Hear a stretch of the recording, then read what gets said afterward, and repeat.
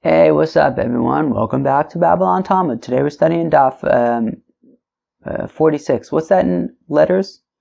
Mem Daled. No, Mem Vav. Mem Vav. That's what we're studying. Daf Mem Vav, Masechta Pesachim. Okay, so the Gemara begins with the last part of our Mishnah, which compares like dough that got stuck in a trough to tumah, and the question is like, what exactly is this comparison? We're going to see a four-way machlokas. Then we get to a new Mishnah about dough becoming hametz, and then we get to another new Mishnah about separating hallah from tamei dough on Pesach. Wow. That sounds like very nice stuff. Let's get started. So, we will start on Daf. Where are we starting? Mem Hey Amud Beis, 4 lines from the bottom.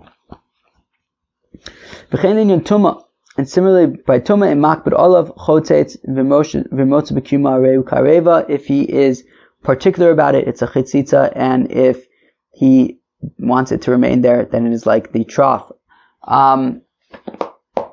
What's this talking about? So, what this is talking about is, so we had a Mishnah yesterday. Now, in the Mishnah, it said that if you have a trough and it's got some dough in it, and so if it's a kazayas, you have to burn it. If it's less than a kazayas, you can leave it. Fine. And now we're saying, and similarly with regarding tumah, and we're saying that if you're makpid on it, like if you don't want this dough to be there, if you're going to want to get rid of it, so then it's going to make a chatzitza. We don't know what that means necessarily yet. And if you want it to stay there and be part of the trough, then it's just like the trough. Okay. Yeah, I know there's stuff that isn't clear, and that's why there's a four-way machlokas about it. So here we go. So midami. So first of all, we're saying, how is tumah similar to like hametz on Pesach? Hasam shiura talyim milsa, achabikpeda talyim milsa. When it comes to hametz on Pesach, it's about whether you have a kazayas or whether you don't have a kazayas. When it comes to tumah in general, it's about if you're makpid on it. So let's just say you take like a Jack Daniels bottle or something and you want to use it as your water pitcher. So you take it to the mikveh, to dip it in the mikveh. Now the thing is, you want the sticker to stay on the bottle because that's what makes you cool, is that you're using a Jack Daniels bottle for your water. So therefore you want the sticker to stay on there. Therefore it's not going to be a chatzitza, right?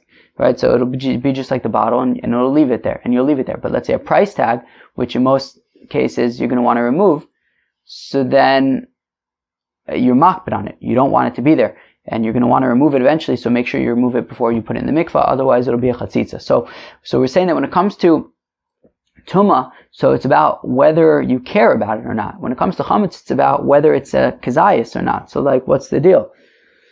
So Rav Yehuda interesting. So Rav Yehuda says, all right, fine, no problem. Just rework the Mishnah, reword it.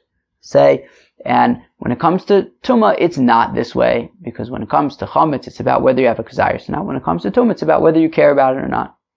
Okay.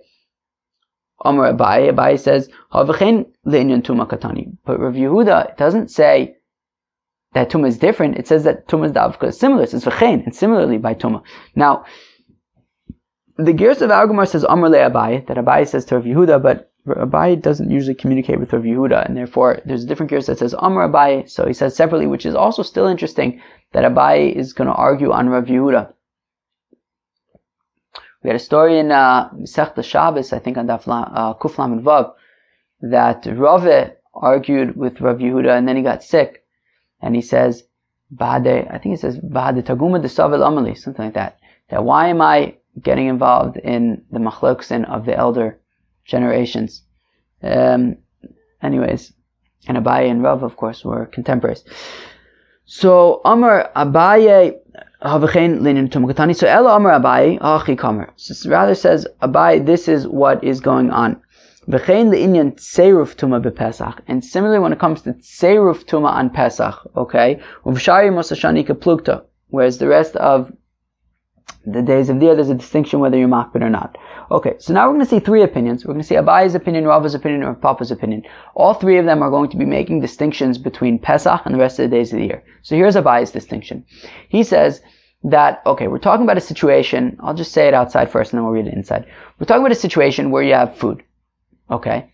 That food is tumah, okay? That food is also less than a kibetza, okay? So now, if you have food that's tumah and it's less than a kibetza, so it's tumah, but it won't transfer tumah to other things, right? It needs to be the size of an egg in order for it to be able to transfer tumah to other things. So now, what happens if this food that's tumah and is less than the size of an egg, and it's Pesach, and it touches some dough that's stuck onto the side of a trough? Okay? And now, ready for this? Some other food now touches this food that's tumah and less than a kibetza and touching the dough that's on the side of the trough. Got it? Good. Why is this relevant? Okay. Because it's a question of if the dough is going to join together with that food that's less than the size of an egg in order to make it the size of an egg so that it can then transfer tumah to this other thing that is coming in contact with these things that are touching already. Oh my goodness gracious. Shtickle mess, right? Okay, so let's go through this thing systematically. So you have some food. The food is less than the size of an egg. You have some dough. The dough is stuck to the side of a trough. Now, if you were to combine this food that's less than the size of an egg with this dough, it will be larger than the size, it will be the requisite size of an egg to enable this food that's tumah to now transfer tumah to other foods, okay? Now, the question is this dough considered food or not? Can it join together with this food that's less than a kibetza to make it a kibetza? Now, if we say that this dough that's stuck on the side of the trough is considered food and can join together with this other food that's less than the size of a betza, and will make it now together the size of a betza, the size of an egg, and now as it is the size of an egg, it could transfer tumah to other food, right? So then, if while the food that's less than the size of an egg and this dough that's on the side of the trough are now stuck together, and together they are larger than the size of an egg, and now comes another piece of food and touches these two other pieces of food that are now the size of a kibetza, well then, because this food that's less than the size of a kibetza but is now stuck to this food on the dough on the side of the trough, since that food is tumah, since now they are together larger than the size of a betza, they will transfer food to this third piece of food that is now touching them as well. Wow. What do you guys think about that? Woo! So, here's the thing. So what this really comes down to is, can we say that the dough that's on the side of the trough can join together with the food that's less than a kibetza? So we say, so on Pesach, it's the same criteria as for determining whether or not you have to burn the dough, which is if it's a kazayas or not. So if it's a kazayas, so then it'll be significant, you have to burn it, but it's also significant in that it'll be considered food. And if this food that's less than the size of an egg touches this dough, it can now join together, and if it's now the size of an egg, it could be matame some other thing. If it's less than a kazayas, and it's not considered significant, and it's not going to join together with that food that's less than a kibetza, and therefore it will not be matame, the third food item. Now, the rest of the year, it's not based on a kibetza or not. That's a Pesach thing. The rest of the year, it's going to be based on if you're makbid on it. If you say, that piece of dough, I don't want it on the trough, I want to get rid of it, well then it's not considered part of the trough, it's considered food. And as food, it could join together with this food that's less than a kibetza to make a betza, and it'll be matami, the third thing. Now, if it's less, if you're not makbid on it, and you say, you know what, I want it to stay there because it's sealing some kind of hole in the trough, well then it's just part of the trough, in which case it's not considered food, and it will not join together with this other food that's less than a kibetza, and therefore it will not be matami, the third thing. Okay, thanks Abaye. So let's read it again. So Amar Abaye says, Abaye, Hachi Kamar, this is what our mission is saying. V'chein le'inyan tseruf tumah b'Pesach. And similarly, regarding joining together with tumah on Pesach, it's based on if the dough is a kazayas or not. Uv'shari Mos Hashana, the rest of the year, it's not based on a kazayas or not, rather ika plugta, there's a distinction between whether you're makbid or not. Hey chidami, what does this mean? Kigon, for example, dika pachos mikabetza ochlin. So, if you have food that is less than the size of an egg, and it is tumah. Now, since it's less than the size of an egg, it can't transfer tumah to other food. However, v'nogu by batzek b'pesach.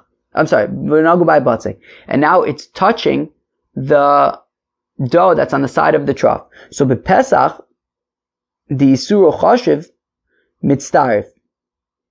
So on Pesach, that, the isur of hametz makes it important, and if it's a kazayas, and we say it's a significant amount of hametz that you're going to have to burn, well then, mitztarif. We're going to say that it joins together with the food that's less than a betw, and if now together they are the size of a betw, it can now transfer food to some other tumah, to some other food that touches it.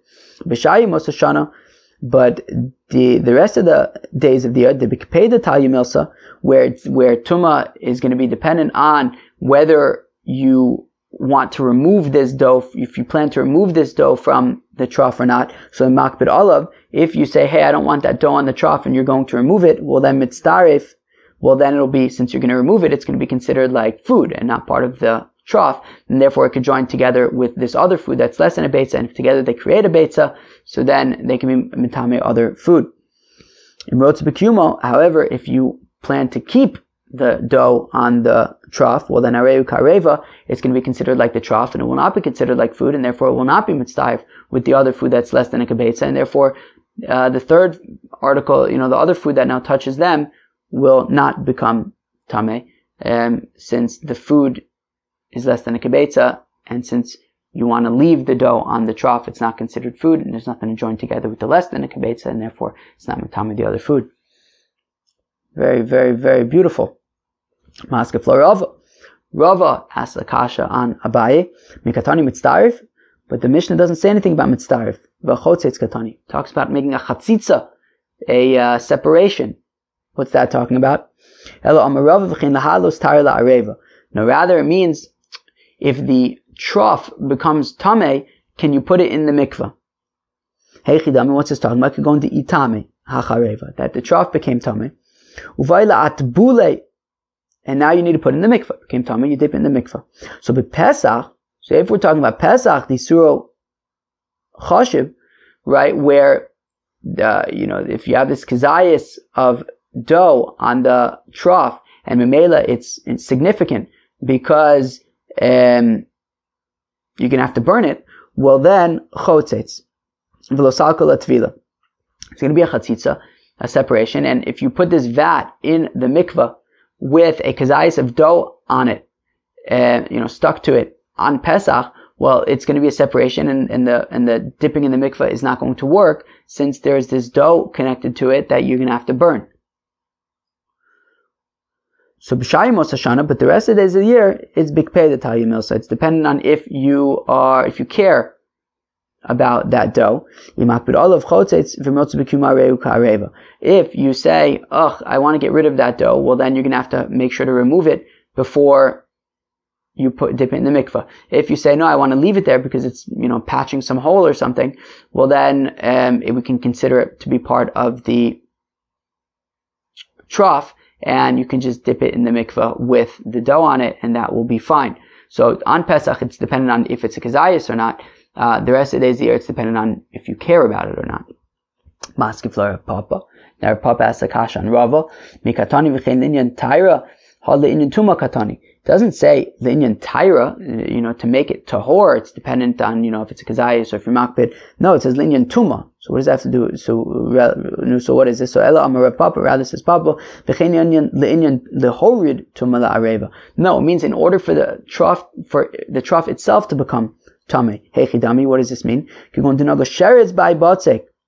Well, a sheretz, a dead sheretz, which is an avatuma, touches this dough that is on this trough. So bepesach disuru chashuv chotzetz v'lonachtala tuma. So on Pesach, it's based on a kazayas. So if the dough that is stuck to the trough is the size of a olive, so if it's on Pesach where it's significant, you're going to have to burn that dough, well then it's also going to be significant to make a chatzitza between the dead sheretz and the trough itself. So you have the dead sheretz. The dead sheretz is a, you could tell me, avatuma. And then it touches this dough. Okay. Now the dough, of course, becomes a rishon l'tumah. Now a rishon l'tumah is unable to be mitame adam b'kelim, of course. So therefore, this dough that's now a rishon l'tumah is unable to make the trough tameh. The question is, is the dough significant or not? Is it considered part of the trough? Is it not? So we say on Pesach, where what's important is whether it's a kazayis or not. So if it's a kazayis, it's considered significant in its own right, and therefore, while the dough will be a rishon l'tumah, the trough will remain tahor. However, if it's less than a kazayis, well then it'll be batal to the trough, and therefore it'll be as though the sheretz is touching the trough, and the trough will be rishon l'tumah, will be tameh. But b'shari mos hashana, the bekpeda taya, but the rest of the days of the year, it's based on if he cares about the dough or not. In makbid olav chotzetz, if he says, wow, I'm going to want to remove this dough from the trough, well then it will be a chatzitza. It's not considered part of the trough, and therefore the sheretz is metame the dough, not the trough. But if he wants the dough to stay there because it's plugging up some hole or something, so then hareu kareva, it's considered like the vat, like the trough, and if the dead sheretz touches the dough, then it will also be metame the vat, because hainu hach, because the dough, I said vat, but the dough and the trough, I think they're probably the same thing, are together, since he plans to leave it there, and if the sheretz touches the dough, it's also going to be metame the trough. Okay, we have a new Mishnah, Batzek HaCheresh, and Yesh Kayotzi Bo She'ech Mitzarei Zeh Aser. It says this new Mishnah, that if you have a Batzek HaCheresh, a deaf dough. What's a deaf dough? So Rashi explains what a deaf dough is that, well, just like a deaf person, just by, seeing this person, you can't know that he's deaf. So also this dough, by looking at it, it's hard to tell if this dough is actually hametz or not. So it's like you can't tell if this dough is hametz or not. So if you made other doughs at the same time that you made this dough, and those doughs became tameh, well then you can assume that this one is tameh as well. Says the Gemara, but what if you don't have any other doughs that you made at the same time? So what do you do about this one? You're not sure if it's tameh or not, if it's chametz or not. So Amar Babo, Amar B'Shimon ben Lakish, Kidei sheyelech adam mimigdal nunya l'Tiveria mil. So it says B'Shimon ben Lakish, it says B'Abo, in the name of Reish Lakish, that, well, it depends how long it's been since you started making the dough. If it's been enough time to walk a mil, which is like from Migdal Nunya to Tiveria, well then it's going to be considered chametz. Now, I wonder if this is where the 18 minutes comes from. Is that the amount of time it takes to walk a mil? I feel like you could walk a mil in much less than 18 minutes, but maybe this is where that shear comes from. I don't know. If you name a mil, so the Gemara says, why don't you just say a mil? Why do you have to mention Migdal Nunya and Tiveria? So Kamash Milan, it's letting us know the shiur de mil can be Migdal Nunya about Tiveria. Well, how long is a mil? How do we know what a mil is? So what it's telling us is that how large a mil is. It's the amount of time that it takes you to walk from, or it's the amount really of distance from Migdal Nunya to Tiveria. That is a mil. And the amount of time that it takes you to walk from Migdal Nunya to Tiveria, that is the amount of time that you have to get the dough into the oven. V'amar Babo, and says Babo, Amar B'Shimon ben Lakish, l'gabal, for the tefillah v'netilas yadayim arba amilin, that for a kneader, for a davener, and for an netilas yadayimer, it's 4 milin. What does this mean? So a gabal is somebody who is hired to either to knead bread, at least, maybe also to make the bread, but to knead the bread. And it's talking about where, so the kneader comes over to some guy's house to knead dough for him, and he gets to the house, and all of the kalim in the house of the balabayis are tameh. And I guess the balabayis, for whatever reason, maybe he's makbid on only eating ochlim b'tahara, whatever it is. Now, this kneader, how far does he have to walk in order to find a mikveh to put these kalim in, so that they'll be tahor? So the answer is up to 4 mil. Okay. Excuse me, but no more than 4 mil. Fine. V'letfila, also for praying, right? So if you are traveling and it's like time to pray, so how far do you have to walk to get to like a synagogue? Like if if there's a synagogue like up ahead, do you have to keep on traveling in order to get to that synagogue? And also if you have like some food to eat, like some bread, and you got to wash your hands before eating the bread. So then how far do you have to travel in order to get to some water, in order to wash your hands to eat the bread? So the answer is 4 mil for all of these things. Amr Nachman bar Yitzchak, Evo Amr, interesting. So Nachman bar Yitzchak said that actually it wasn't Rabbi Abba in the name of Reb Shimon ben Lakish, rather it was Evo. Who's Evo? I think maybe we could say that Evo is Rav's father. Rav's father's name was Evo. I think that this could be him. And he said 4 things, not 3 things. One of them is tanning. What does tanning have to do with 4 mil? The Tanan is we learn in a Mishnah of that all of these things that right, it was listing all. It's a Mishnah in Chulin. It's listing a whole bunch of things, and it says that all of them im ibdan or shehilech bayan kedei avoda tehorin. It was listing a whole bunch of different like hides, different skins that you can eat, and therefore they might be considered ochlin, right? But we're saying, but all of them, right, that if you tanned them, or shehilech bayan kedei avoda, or you like stepped on them enough time that it would be considered like to process them somehow, so then tehorin. At that point they become tahor chutz me'ora adam, except for human hide. What's he doing with that? V'chama kedei avoda, how much is enough time in order to like work it? Amar Rav Evo, Amar Rav Yanai. So Rav Evo says the name of Rav Yanai, kedei hiluch arba milin, the amount of time it takes to walk 4 mil. Okay? Amar Yosef Rav Chanina, so Yosef Rav Chanina, lo shanu el lefanav, when we say 4 mil, that means in front of him. Aval acharav, but behind him, afil mil enu chazer, doesn't have to walk any more than a mil. Amar Rav Acha umina, milu de'enu chazer apachos mimil chozer. Rav Acha says, yes, we see from there that he doesn't walk more than a mil, but a mil he should nonetheless walk behind him in order to get water for netilas yadayim.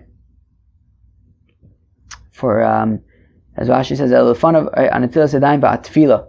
It's talking about the netilas yadayim for food and also for finding a place to pray. Okay, now we have a new Mishnah about hallah of tumah tmeya on the first day of Pesach. What do you guys think? So what exactly is the problem here? So what's the problem here? So the problem is this. So you have dough, okay? It's Pesach. First day of Pesach, you have dough. Now, you want to make it into matzahs. And the dough becomes tameh. So now a few things. You could theoretically eat tameh chulin, right? Meaning it's just regular dough, and it's tameh, so beseder. Maybe if you're makbid not to eat tameh things, so maybe you won't want to eat it. But me'ikar din, there's really nothing wrong with eating tameh bread. Okay. Now here's the 2 challenges. Number 1 is it's Pesach, which means that you're not allowed to have hametz, which means that time is of the essence. Okay? So you have dough, the dough is rising. So whatever you're going to do, you're going to have to act quickly before it becomes hametz. Now, I hope I didn't say tameh in the last sentence or 2. We're not talking about, actually we are talking about tumah, but right now we're talking about the dough becoming hametz. Now, it becomes tameh. And I do mean tameh. Right? So now the dough now becomes tameh. Okay? Fine. Okay, so you have dough that's rising, time is of the essence, it's tameh. Now, if there's enough dough, you're going to have to separate hallah. Now, hallah is where it gets a little bit more significant in that hallah is a type of truma, right? Meaning, when I say hallah, I don't mean hallah that we eat on Shabbos. I mean, you separate a certain amount of dough and you give that to the kohen. That's what's called hallah. And that's a type of truma.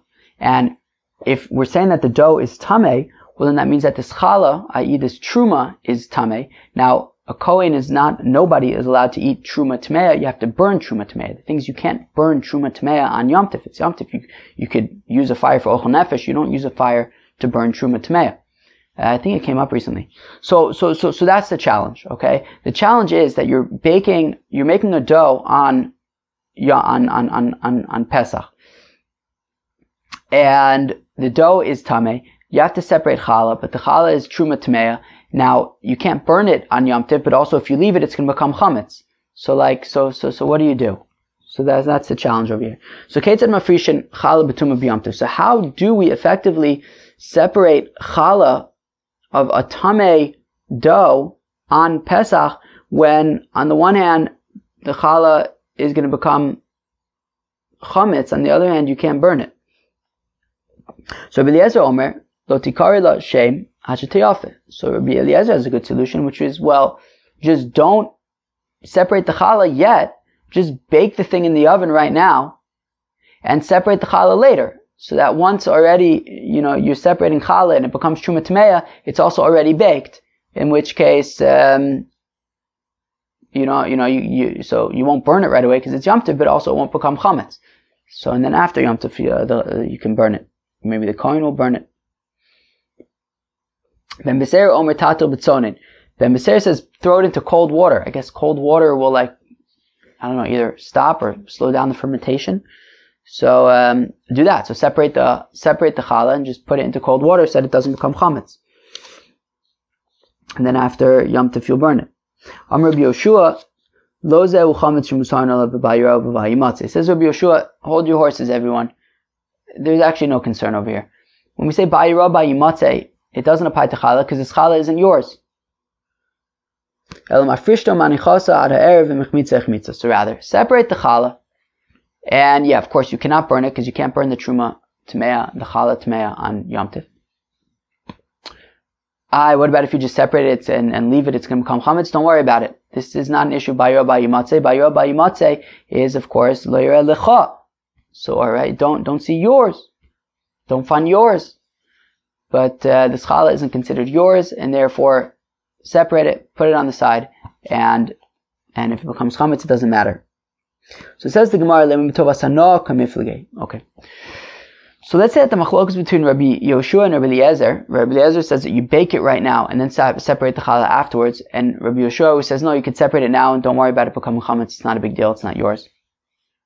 Let's say that the machlokas is about tovas hanoah. What's this tovas hanoah? So first of all, what is tovas hanoah? Tovas hanoah is basically assigning a financial amount to intangible things. So in this case, what's the intangible thing? The intangible thing is that a Yisrael, a non-Kohen, so he separates truma from his field or whatever it is, and he gives it to the Kohen. Now, while he needs to give it to the Kohen, he can choose which Kohen he wants to give it to. If he doesn't want to give it to Reuven the Kohen, he'd rather give it to Shimon the Kohen, so he can give it to Shimon the Kohen. Reuven can't force him to, Reuven can't say, look, you have to separate truma, give it to me. He could say, look, I don't want to give it to you, I want to give it to Shimon the Kohen. Okay, now that choice, that ability to choose, is a certain financial value to it. How do we determine that? Well, let's say some guy comes up, right. Let's say, so we have this guy who owns the field. So let's say his friend comes to him, the field owner, and he says, look, my grandson, he's a Kohen, right? My daughter married a Kohen, my grandson is a Kohen. Can we make a deal where I'll pay you a certain amount of money, and then you'll just give all of your truma to my grandson? How much is that ability to choose that now I'm going to get the exclusive rights, how much is that exclusive right worth, right? So how much basically is forfeiting your ability to choose and now to always be giving the truma to the same person? What is the financial value of that ability to choose? So it says Rabbi Eliezer, so what the Gemara wants to say is that according to Rabbi Eliezer, that truma that you separate, meaning Rabbi Yoshua says that who cares? Meaning separate the challah and then just put it on the side. It's not yours. It becomes chametz. Who really cares? Now, what the Gemara wants to say is, well, Rabbi Eliezer is going to say that it actually is considered yours because once I separate challah, which is a type of truma, so truma, even once I've separated it, I still have a certain connection to it. I can choose who I want to give it to, and somebody can come to me and say, hey, how much can I pay you so that you'll give it to so-and-so? So even once I've separated it, it's still, I have a certain amount of choice over it, and that's considered mammon. That's considered my property, therefore. And And therefore, even after I've separated, it's still mine. It's going to be an issue of hametz on Pesach, and therefore bake it first and then separate the challah afterwards, right? So, lema betov asana k'mifged. Rabbi Eliezer holds tov asana mamun, that this ability to choose who I give it to is considered financial, meaning it's considered as if, therefore, this truma is now mine, my property. So therefore, I can't allow it to become chametz. I have to bake it first. Rabbi Yeshua says tov asana eino mamun, where Rabbi Yeshua says, no, this ability to be able to, this benefit that I have to be able to choose which kohen I give it to, that's not really considered mamun. That doesn't make it my property, and therefore just put it in the corner and you'll burn it after Yom Tif. And if it becomes chametz, it's not yours. Who cares? The Gemara says, lo, no. Everybody agrees that this ability to choose who I give the chametz, the hallah to, is not considered, doesn't make it considered my property, my money. And therefore, and therefore it's not mine. Okay, so then why does Rabbi Eliezer say that you have to bake it first? That you want to make sure it doesn't become chametz? It's machlokes about if we say the concept of ho'il, of since what? Rabbi Eliezer holds amrinan ho'il, we say since, v'ibai itchil ala mamonehu. Well, since, even though he's already separated it as truma, as hallah, but theoretically he can go to a rabbi and say, hey, I don't really want that to be my truma. I would like my challah, I would like to unchallah it and make it just like the rest of the dough, and I want to separate some other part as challah. And therefore, since even once he's separated it, you can always, go to like a rabbi and do some kind of hatara to retract, as we learned also in Masechta Eruvin, I believe, by Eruvei Tchumen, right? A non-Kohen could use truma as a Eruv Tchumen, since he can always ask about it and retract it and separate some other thing as truma.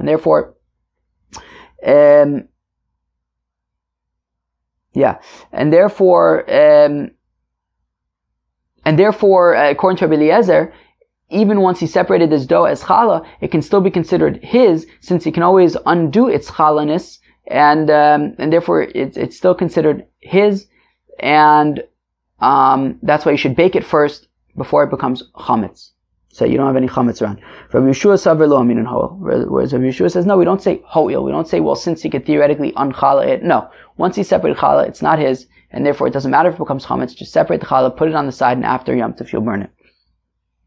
Itmar, it was stated, so now we're going to see machlokes between Rabbah and Rav Chizda about do we say the concept of ho'il or not. Itmar, it was stated, interesting. Rabbah and Rav Chizda were both described as being exceedingly sharp, right? We saw that Rabbah and Rav Yosef in the Masechta Brachos, that Rabbah was Rabbah was Oker Harim and Rav Yosef was Sinai, that Rabbah had great depth and charifness, and Rav Yosef had great breadth of knowledge. And we also saw in Masechta Eruvin that Rav Chizda was very sharp, and Rav Sheshes was had great bekiyas. Anyway, so we have machlokas here between these sharp minds, Rabbah and Rav Chizda. Idmar ha'ofim Yom Tov l'chol. So if it's Yom Tov, let's say Yom Tov is a Tuesday, okay, and you have this guy and he says, I have a good idea. Why don't I spend the day baking? I'm allowed to bake on Yom Tov, so why don't I spend the day baking? And I'll bake for the rest of the week. Now the rest of the week isn't going to be Yom Tov. And as Rashi points out, he already ate his Yom Tov Suda, so it's not like he's baking bread for his Suda, right? He's baking bread, it's clearly going to be for the rest of the week. So Idmar, ha'ofem Yom Tov l'chol, so somebody who's baking on Yom Tov for for using during the week.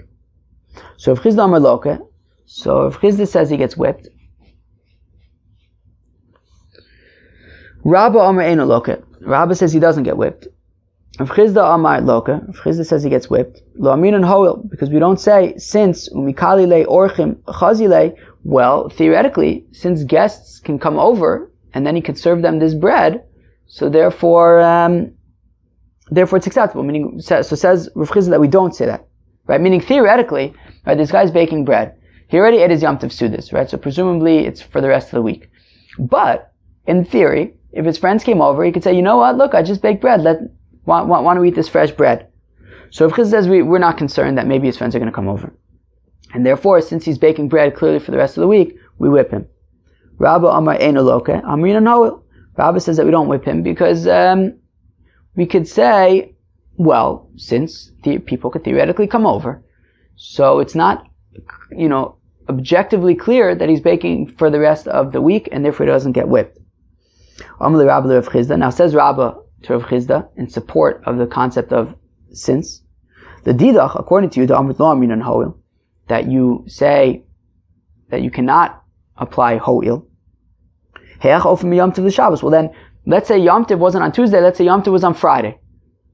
So you're allowed to bake Chalas on Friday for Shabbos.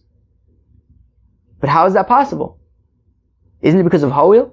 Isn't it because, so how come I'm allowed to bake bread on Yom Tov when it's on Friday? I can bake bread for Shabbos.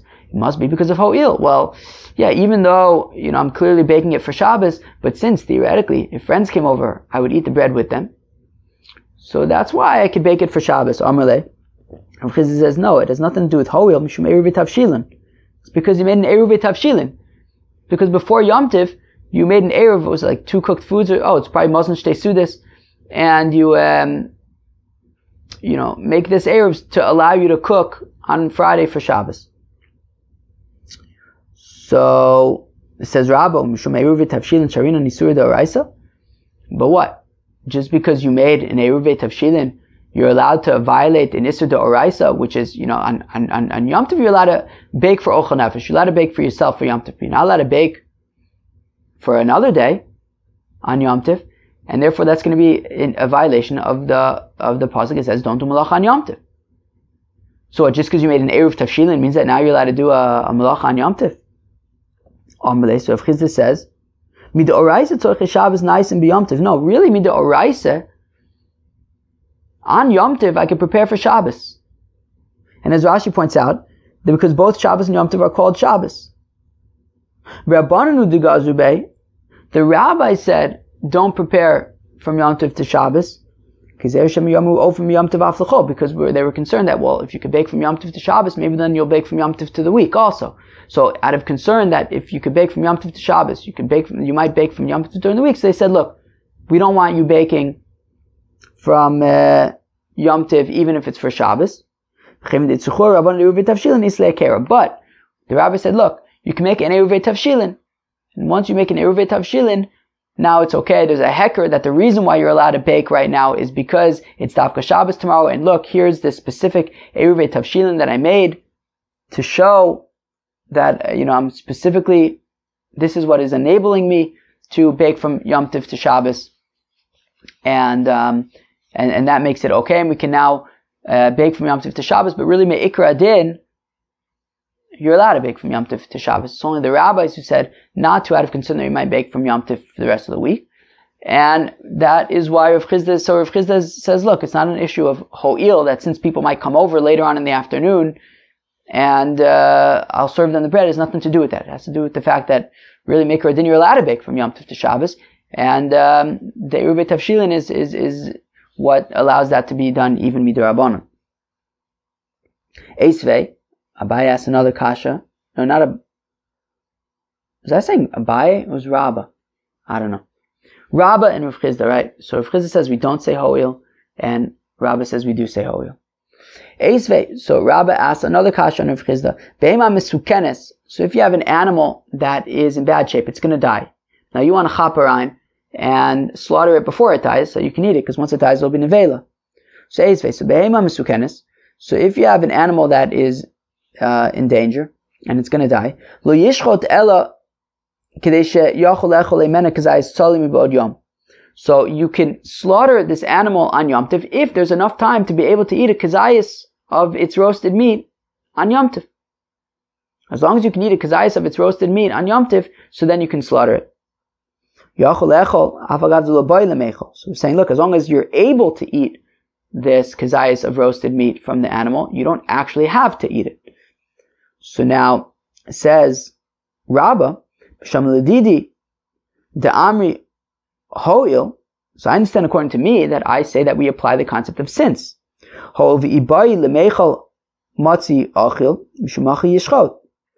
That's since. If he wants to eat, there'll be enough time for him to eat a kazayis of this roasted animal on Yom Tif, so therefore he's allowed to slaughter it, even though he doesn't actually have to eat it. But since, if he wants to, he could. But Rav Chizda, according to you, that we do not say since, well then, why is he allowed to slaughter this animal? He already ate his Yom Tif Sudis. Why is he allowed to slaughter this animal just so that he doesn't lose it? So Amrle, so if Chizda says, well, Mishum Hefsid Mamona. Well, because if he doesn't slaughter, he's going to lose the money, right? The animal's going to die and it'll lose and it'll be nevela. There's nothing he can do with it. So in order to avert the financial loss, he's allowed to slaughter it on Yom Tif. Now it asks Rabbi, Mishum Hefsid Mamona Sharina Nisur D'Oraisa, what? Just because he's going to lose money, that means that he's allowed to violate a Torah prohibition of doing melach on Yom Tif? Amrle in. So Rav Chizda gives an interesting answer.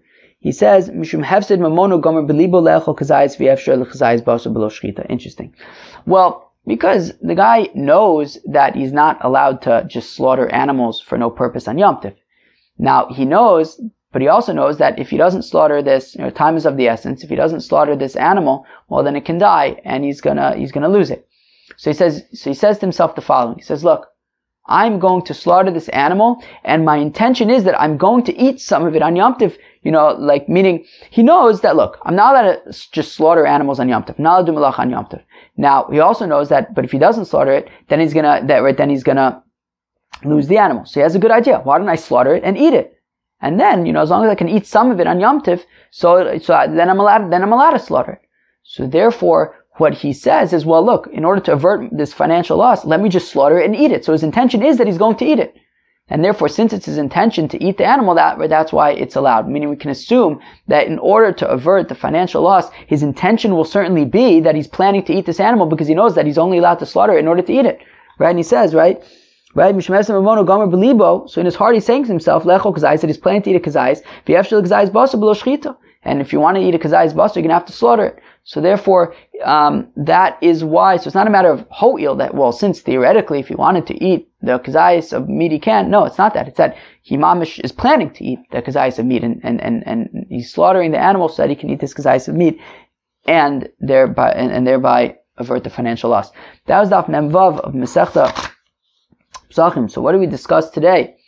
So at the beginning, we discussed the relationship between hametz and tumah, right? Because we had been discussing if you have a kazayis of hametz in a trough, so on Pesach that's significant, right? So we say that, well, also regarding tumah on Pesach it's significant. Well, so Yehuda said actually, they're different, right? That even on Pesach, tumah is based on if you're makpid on the amount or not. If it's something that you're going to want to get rid of, well, not even amount. It's not a matter of amount. It's a matter of if it's something you're going to want to get rid of, so then it's going to be a problem with tumah even on Pesach.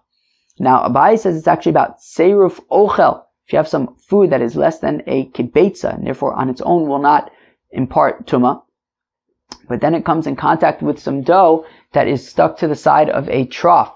So we say, look, if it's Pesach, where it's based, if it's a kazayis, it's significant, you have to burn it. If it's less than a kazayis, you don't have to burn it. Well, then it also will be considered significant to join together with this less than a beitza and be mitame tumas ochlin. But the rest of the year, it's not based on if it's a kazayis or not. It's based on if you care to remove it or not. And then if you care to remove it, so then it will be considered food and not part of the trough. If you want to leave it, that will be considered part of the trough and will not be mitzvah with the food. Says Rava, what do you mean? It doesn't say anything about seiruf ochel. It's talking about tumah and tara. Therefore, Rava says that it's about if the trough becomes tameh, and now you have to put it in the mikveh to make it tahor. So then, on chametz, on Pesach, when a kazayis is significant regarding chametz, so then if the chametz is a kazayis, so then it'll make a chatzitza, and you will not be able to put it in the mikveh. If it's less than a kazayis, then you can put it in the mikveh. The rest of the year, it's not about kazayis, it's about whether you care about it. If you're going to want to remove it, well then it's a chatzitza in the mikveh. If you want to leave it, then it's not a chatzitza in the mikveh. Says Rav Papa that no, it's not about tahara, it's about tumah. Meaning, if a sheretz touches the dough, so on Pesach, where it's about a kazayis, so if it's a kazayis, it makes a chatzitza. If it's less than a kazayis, it doesn't make a chatzitza. During the rest of the year, it's about if you care about it or not. If you care to remove it, so then it makes a chatzitza. If you don't, meaning, then chatzitza legabe, if the sheretz touches the dough, it'll only be matam of the dough and not the trough. Whereas the rest of the year, it's so if you plan to keep the dough connected to the trough, so then when the sheretz touches the dough, it'll be matam of the trough as well. We talked about dough becoming chametz. We said a mil. You have like the amount of time it takes to walk a mil. After that, it becomes chametz. Didn't say anything about 18 minutes, but I wonder if the assumption is that 18 minutes is the amount of time it takes to walk a mil. Then we discussed separating hallah from tamei dough on Yom Tov. We had a three-way machlokes, right? Because we're kind of stuck there, because once you separate the hallah, it's essentially truma tamei, which you have to burn, but you can't burn it on Yom Tov, but also if you leave it, it becomes chametz. So betw says, look, just bake it and separate the hallah afterwards. So once you bake it, it won't become chametz anymore, and then you separate the hallah, and then afterwards, after Yom Tov, you'll burn it. Ben Beseir says, throw it into cold water, and then that'll just kind of cool it down and either slow or stop the fermentation. Rabbi Yeshua says, no, just separate it, throw it in the corner, and if it becomes dough, it becomes dough. If it becomes chametz, it becomes chametz, because it's not yours anyways. And then we got into this machlokas about ho'il, right? So we had said that Rabbi Eliezer says that we say ho'il, Rabbi Yeshua says we don't say ho'il, and then we saw machlokas in Rabbah and Rav Chizda. Rabbah says you say ho'il, Rav Chizda says you don't say ho'il. And it got one interesting outcome of that was that you're allowed mei ikar adin midoraisa to do melacha on Yom Tov for Shabbos, because they're both called Shabbos. But midorabanan, we don't do melacha from Yom Tov to Shabbos, because we're concerned if you do melacha from Yom Tov to Shabbos, you might do a melacha from Yom Tov during the week. But if you make an eruv tavshilin that allows you to cook from Yom Tov to Shabbos, because that kind of waves the Isser D'Rabbanan around it. Interesting. Anyways, that was Daf Mem Vav. Hope you enjoyed it. Peace out.